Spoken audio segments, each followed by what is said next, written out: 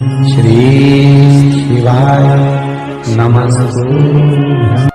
इस भारत की भूमि पर, इस मृत्यु लोक में, पूरे विश्व में ऐसे कई घर हैं जिनके घर में गुजारा करने के भी आफत है।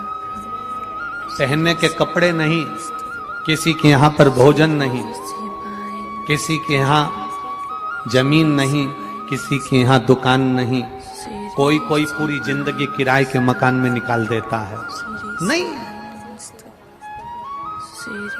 मेरा एक निवेदन है, इस कथा को जितने छत्रपति संभाजी नगर के श्रोता भाई बहन श्रवण कर रहे हैं उनसे निवेदन करूंगा, आप हाथ का ठेला लगा रहे हो, सब्जी का ठेला लगा रहे हो, फल का ठेला लगा रहे हो, धक्के की जिंदगी जी रहे हो, दरवाजे पर बैठे हो, कहीं ना कहीं तुम दास्य भाव की जिंदगी जी रहे हो, तकलीफ में जिंदगी जी रहे हो, बहुत दुख की जिंदगी जी रहे हो, बहुत कष्ट की जिंदगी जी रहे हो, उनसे केवल निवेदन करूंगा, 3 महीने 2 जगह पर जल चढ़ाना प्रारंभ कर दीजिए। केवल 3 महीने, एक शंकर भगवान के शिवलिंग पर, दूसरा बेलपत्री के पेड़ के नीचे, 2 जगह पर जल चढ़ाना 3 महीने लगातार चालू कर दो।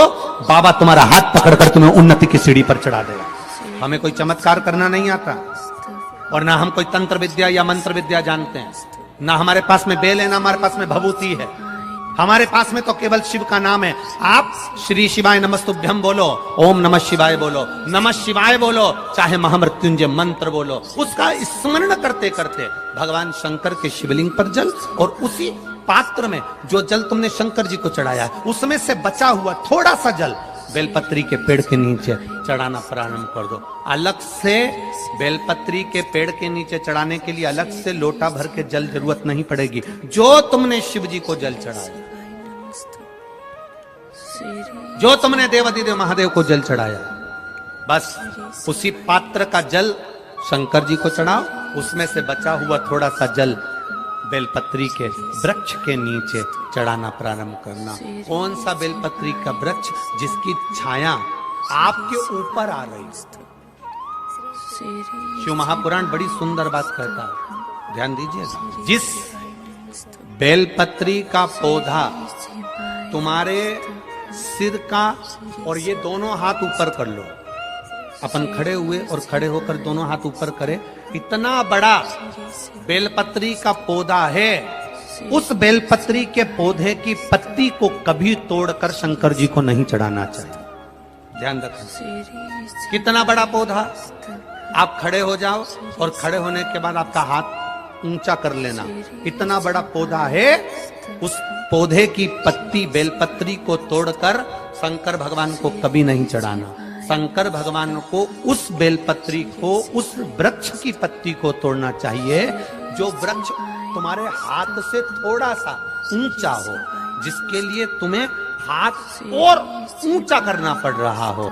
जैसे एक बच्चा अपनी माँ की गोद में बैठने के लिए दोनों हाथों से उचकता है, आवाज लगाता है, उचकता है, आवाज लगाता है, हाथ ऊपर करता है, तो माँ उस बच्चे को गोदी में ले लेती है। उसी तरह उस बेलपत्री के वृक्ष की पत्ती तोड़ना चाहिए जिसने थोड़ी उन्नति कर ली हो, जो थोड़ा ऊंचा हो गया हो। तुम उसको पाने का प्रयास करो तो भगवान भी तुम्हें अपनी गोदी में ले ले। ऐसे वृक्ष की पत्ती से अब तुम छोटा सा पौधा, बिल्कुल जरा सा पौधा, उसी की पत्ती तोड़कर महादेव को चढ़ाओगे, ये श्रेष्ठता नहीं। यदि बेलपत्री का पेड़ आपके यहाँ है, और मान लो कई लोग बेलपत्री गमले में लगाते हैं या छत के ऊपर लगा देते हैं, बेलपत्री का वृक्ष जो होना चाहिए वो घर के ठीक पीछे के भाग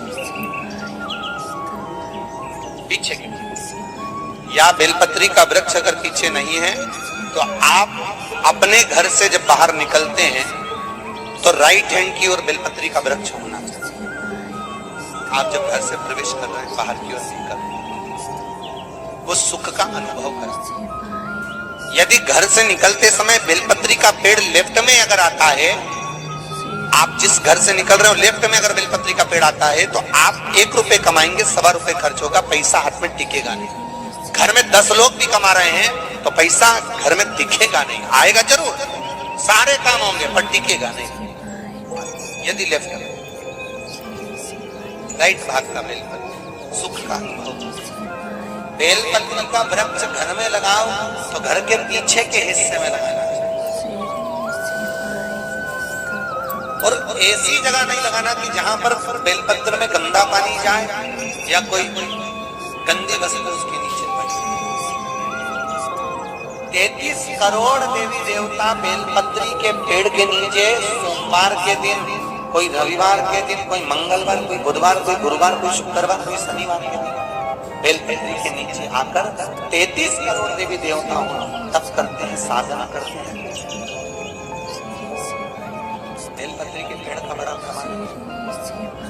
एक बेलपत्री ऐसी होती है जो कि शंकर पर अगर चढ़ी हुई है तो वापिस उतार कर धोकर फिर शिव को चढ़ा सकते।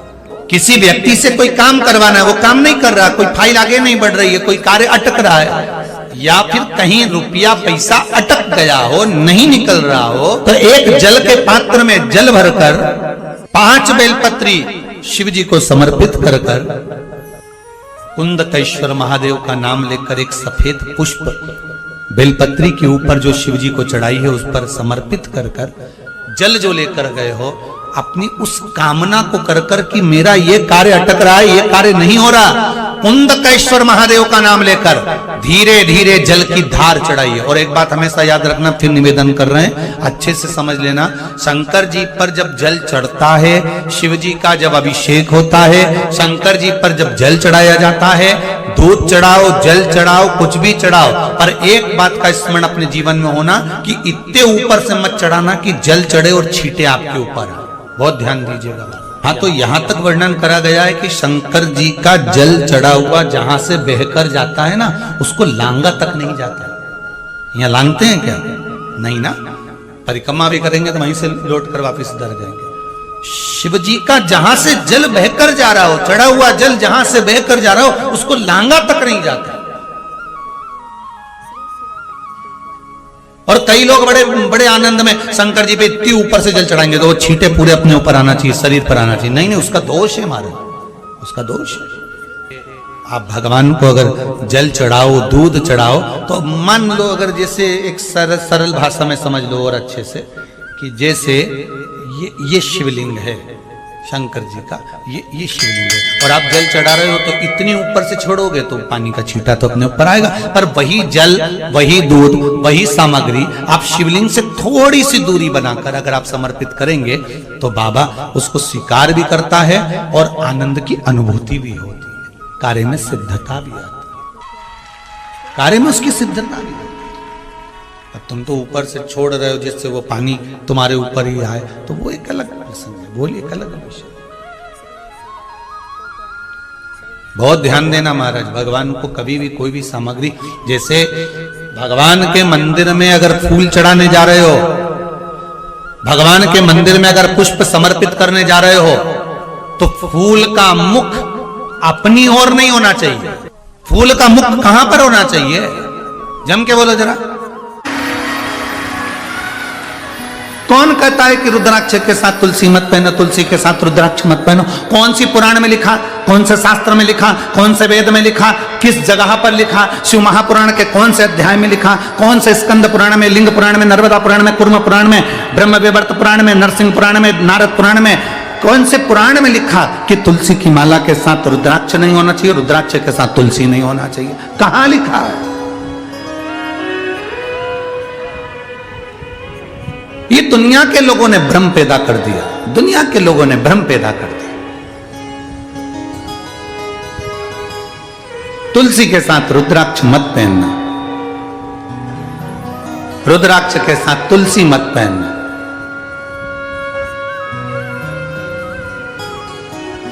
हम तो अंदर से लेकर बाहर तक रुद्राक्ष और तुलसी धारण करते हैं, चाहे जो उस रुद्राक्ष और तुलसी एक,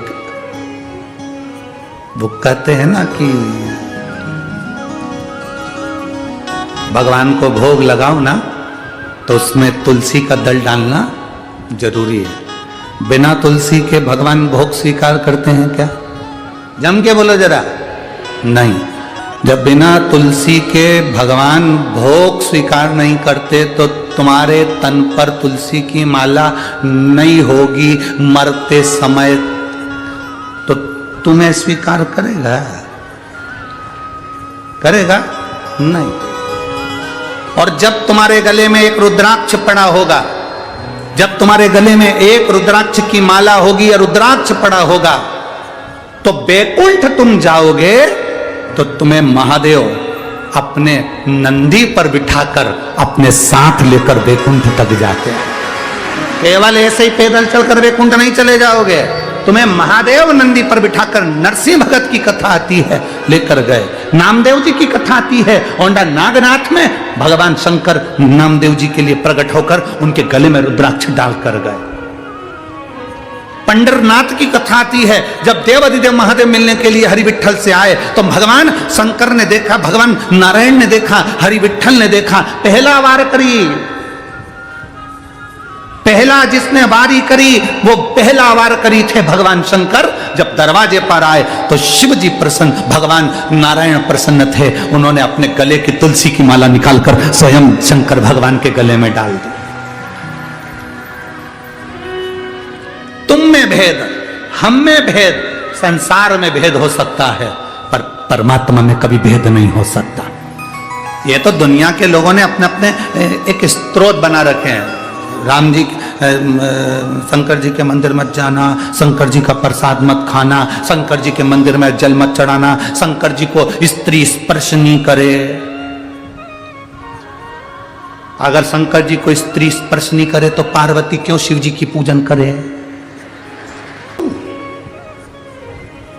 अगर स्त्री स्पर्श नहीं करे तो बाबा घृष्णेश्वर की कथा कहती है, 12 ज्योतिर्लिंग में से एक ज्योतिर्लिंग घृष्णेश्वर ज्योतिर्लिंग। सुधर्म नाम के ब्राह्मण की 2 धर्म पत्नियां थी, सुदेहा और घूष्मा। घूष्मा के गर्भ से बच्चा हुआ, उसने सुदेहा को दे दिया अपने पति के कहने पर। सुदेहा ने उस बच्चे को बड़ा करा, पाल पोस के बड़ा कर उसकी शादी कर दी। उसकी बहू आ गई, बहू को मालूम पड़ा कि मेरी असली सास तो घूष्मा है। सुदेहा को पूछना बंद कर दिया। सुदेहा को क्रोध आ गया, उसने अपने बेटे के टुकड़े टुकड़े कर दिए, ले जाकर तालाब में पटक दिए। घूष्मा का नियम था, शंकर भगवान के शिवलिंग की पूजन करती थी और पूजन कर कर उसका विसर्जन करती थी। अगर स्त्री नारी शंकर के शिवलिंग का स्पर्श नहीं कर सकती तो फिर घूष्मा ने कैसे शंकर जी की पूजन कर ली और स्पर्श कर कर पूजन कर कर विसर्जन करके आई। जो विसर्जन करा, शंकर जी से कहा मेरा बेटा बहुत दिन से नहीं देखा, बाबा कृपा करो। 15 दिन 8 दिन 20 दिन पहले मरा हुआ बेटा तैरता हुआ बाहर निकल कर आ गया, वो घृष्णेश्वर महादेव हो गए, वो घृष्णेश्वर महादेव हो गए। जरा विचार करिए, कौन कहता है कि नारी शिव जी का पूजन नहीं कर सकती? माता सीता ने शंकर भगवान का पूजन करा, माँ कौशल्या कैकेयी सुमित्रा शिव जी का पूजन करती हैं, माता यशोदा शंकर का पूजन करती हैं, यशोदा जी की माँ भगवान कृष्ण की नानी पाटला देवी शंकर जी का पूजन करती हैं। राजा जनक स्वयं शंकर जी का पूजन करते हैं सुनैना जी के साथ। शिव आराधना हमारे जीवन का एक आनंद है, भगवान की। हम सब बोलिए एक बार जमकर, श्री शिवाय नमस्तुभ्यम। प्रैक्टिकल जरूर करना, कहीं सियोर वाला महाराज झूठ तो नहीं बोल रहा। शास्त्रों की बातें हमारे जीवन में हमें सुख प्रदान करे, इसलिए इस भाव का आनंद करते हुए आज की